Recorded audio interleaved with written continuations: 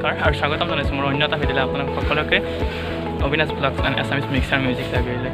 আজি আপোনাক দেখুৱাম কেনেকৈ অডিশ্যনবিলাক কৰা হয়, কেনেকৈ নতুন চিৰিয়েল হওক, মিউজিক হওক, চিনেমা হওক, কেনেকৈ ইয়াৰে অডিশ্যন কৰা হয় আপোনাক দেখুৱাবলৈ চেষ্টা কৰিম। ইয়াতে সকলো আছে, ল'ৰা ছোৱালী আহিছে, আপোনালোক দেখুৱাবলৈ চেষ্টা কৰিম। আহকচোন ভিডিঅ'টো আৰম্ভ কৰিম।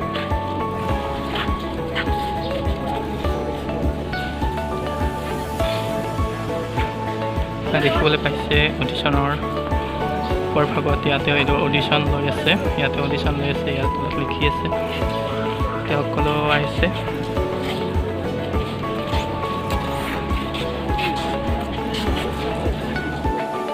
তাৰপিছত অডিশ্যন কমপ্লিট হ'ল। আহি শেষতে পৰিলোঁ, দুজনী ফ্ৰেণ্ড লগ পালোঁ, ফ্ৰেণ্ডকেইজনীৰ লগত আহিছোঁ। ভালে লাগিল লগ পালে।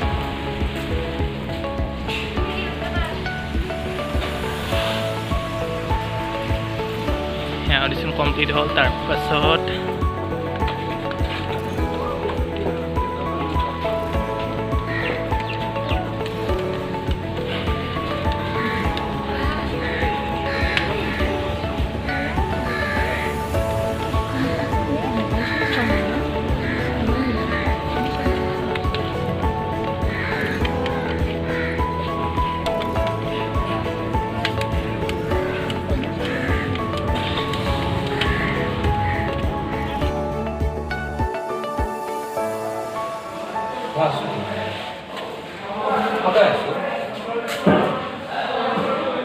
তুমি চিন্তা কৰিব নালাগে, সকলোৰে প্ৰতি দায়িত্ববোৰ পালন কৰি যাবা। কেৱল তুমি এই প্ৰশ্ন আকৌ নকৰিবা, মই উত্তৰ দিব নোৱাৰিম।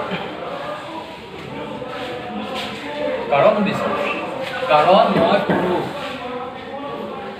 মোৰ চকু পালে কাকো দেখো আৰু তোমালোকৰ নিচিনা কাৰো সহানুভূতিও ক'ত আছা? মনত ৰাখিবা, পুৰুষে কেতিয়াও নাকান্দে, পুৰুষে কেৱল মই আছোঁ তোমাৰ লগত, সদায় আছোঁ, তুমি চিন্তা কৰিব নালাগে। সকলো দায়িত্ব পালন কৰি যাম। কেৱল তুমি এই প্ৰশ্ন আকৌ নকৰিবা। মই উত্তৰ দিব নোৱাৰিম। কাৰণ শুনিছে, কাৰণ মই পুৰুষ, মোৰ চকু পানী মই কাকো দেখুৱাব নোৱাৰোঁ আৰু তোমালোকৰ নিচিনা কান্দি কান্দি মই কাৰো সহানুভূতিও ল'ব নোৱাৰোঁ। আৰু মনত ৰাখিবা, পুৰুষে কেতিয়াও নাকান্দে, পুৰুষে খং কৰিবহে জানে।